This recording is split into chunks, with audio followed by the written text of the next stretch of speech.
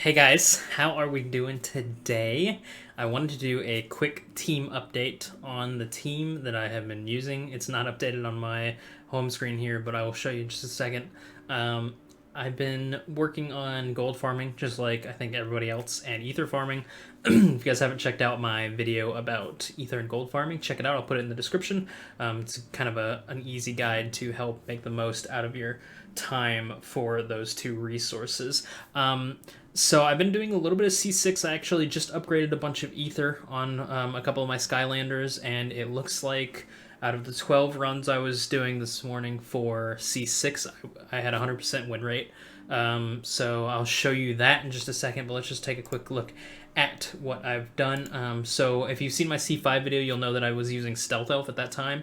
I've actually gone and replaced Stealth Elf now for Roller Brawler. I feel like she has a little bit better wave clear. I think she does a little bit more damage. Her poison doesn't seem to land as often, but she also has a bunch of diminish. And if you have seen my video on Plague teams, which I did with Kodeations, that was a lot of fun. I'll also link that down in the description. Go check that out, and you'll sort of see what I'm going for with this team. So Roller Brawler instead of Stealth Elf. Just been sort of powering up these. I know a lot of people that are running C6 have powered up all their ethers to plus 12. I'm doing okay with what I have. Obviously, plus 12 would be a lot better. Stink Bomb still needs to have this removed and replaced with something else, but I haven't gotten an HP boot ether. I seem like boot ethers never drop for me. Hopefully eventually. I did actually manage to get a 6-star legendary weapon, which is pretty cool. Effect accuracy, crit rate. Not bad stats. I would have liked some crit damage, I think, instead of maybe the HP. But it's going to be a bit before I use this anyways, because, I mean, just look at how much this is to power up to +1 with only a 37% chance. So hopefully they fix that issue soon. But let's go ahead and just jump into the C6 here, and I will show you sort of what's going on. Ignore that I'm actually working on making Rattleshake just as like a sort of side project to see how useful he is in the team, and it's very possible that he might replace my Roller Brawler depending on if he can survive, because his poison is actually pretty good. So we're going to use Roller Brawler here as the leader, and we're going to use Stink Bomb, Boom Bloom, and of course Flash Wing is our healer. So let's just go ahead and run this a few times and sort of show you guys what's going on. Hope you guys are doing well. I'm having a good holiday season and making the most out of your Christmas money with some of the Skylander packs, getting those crystals and those summons going, some of those resources. So as you can see, the AI is kind of derpy. It always attacks the far right guy. I'm going straight for the boss on this run because I feel like we're going to go for HP. I have done a couple where I attack the boss first, but it feels a little bit safer going for the towers first. It just feels like it's not as dangerous once you get that revenge proc, making sure he doesn't have that crit chance increase. So we're just going to keep running here. Flashwing using those heals.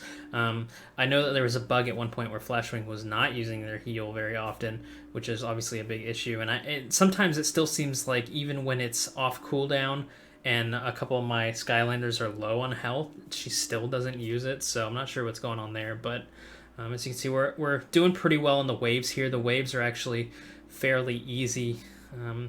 I need to work on my effect accuracy a little bit with my Roller Brawler.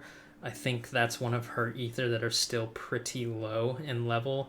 Just the resource cost for upping these ether is just absolutely mad.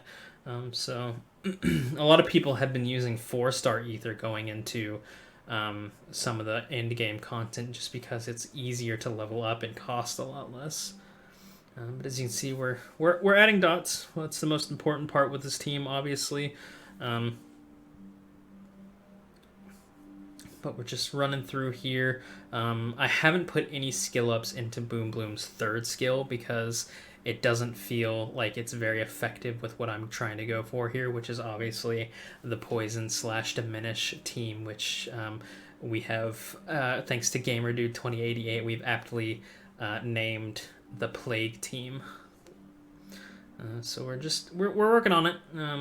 I sort of wish the AI was a little clever in that, you know, if there's enough dots on the target to die when it's their turn, that they would stop attacking, but that's pretty sophisticated and would make poison and diminish teams, I think, a little too strong for the AI.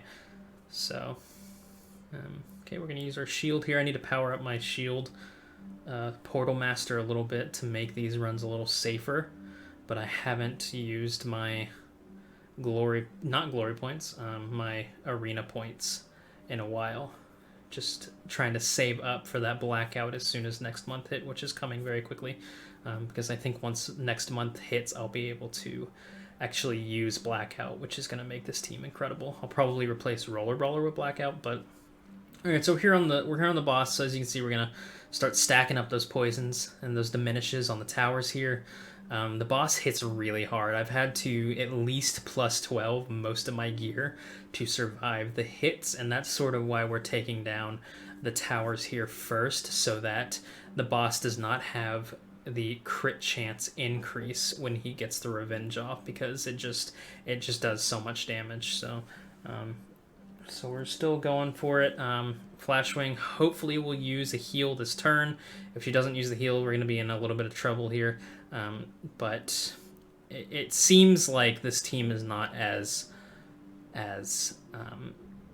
safe as it actually is. Once we get this tower down and he loses that crit chance, it's going to be a little bit better. So we're going to start hitting the boss here. Hopefully we can get one more heal off before he uses his revenge, which it looks like we might. So this turn will be an AoE, so he's going to do that, and then AoE, so Stink Bomb's probably gone here.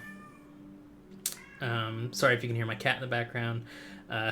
She likes to scream a lot, so there's that AoE damage. And then we're going to throw up Germination there with double poison, which is great. We're going to increase the poison and the diminish with that. We've knocked him down, so that's good. We get a little reprieve from the damage. So as you can see, even though one of my team members has died, we're still doing pretty well. It actually gets a little bit easier, as you can see there. The poison proc, because I had 2 mana left at the end of the turn, and remember that Boom Bloom's passive just activates all the poison that is there, and I think that's sort of what makes this team safe even when one of the team members dies, is that all the poison on the boss, if you end with your turn, activates, and that it doesn't matter if there's 1 turn, if there's 4 turns, all of that damage activates. So hopefully we will get another Germination off here. It looks like we're going for Critical Claw. He's knocked down, that's good, and then Germination, and this will probably finish him off here when it's his turn.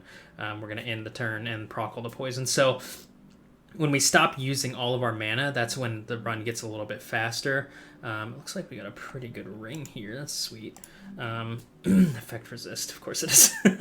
But I hope you guys enjoyed this video. I hope this is helpful when you're trying to figure out what to strive for. Obviously, it's a little slow, but as I increase my attack on my Skylanders and I increase my effect accuracy and land those continuous damage more often, it's going to make the run a lot quicker. It's going to make the run a lot safer. But I'll just go ahead and quickly show you the stats on my team so you can sort of know what to aim for. 158% accuracy seems pretty effective. I'm going to try to shoot for like 170, and I think that'll be pretty good for beating the resist on the boss. So here's my Stink Bomb. He is obviously not quite as effect accurate as Boom Bloom is, but he still does the trick. His Roller Brawler, she still needs some work. As you can see, my effect accuracy is only level +9, so once I get that up, it'll be a little easier to land those dots, assuming that I keep her in this team. And then Flashwing. And Flashwing needs a little bit more work. As you can see, I have only +6 to her weapon. And I also need to upgrade some of her tanky stuff, because since she is a rare monster, she is a little bit squishier than the rest of my team, so she really needs those stat increases from Ether to survive this. So that's it for this video. Hope you guys enjoyed, and I will see you next time.